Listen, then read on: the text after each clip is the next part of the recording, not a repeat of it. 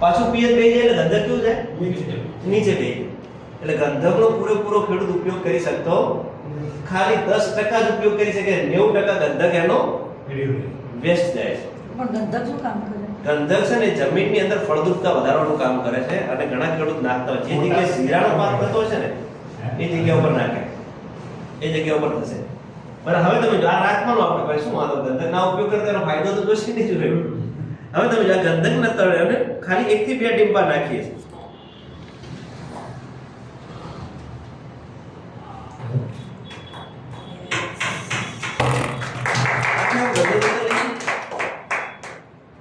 બધે હજી જે ઉપર પડ્યો એ બી નીચે જતો રહેશે ઠીક સરળતાથી જમીનની અંદર એ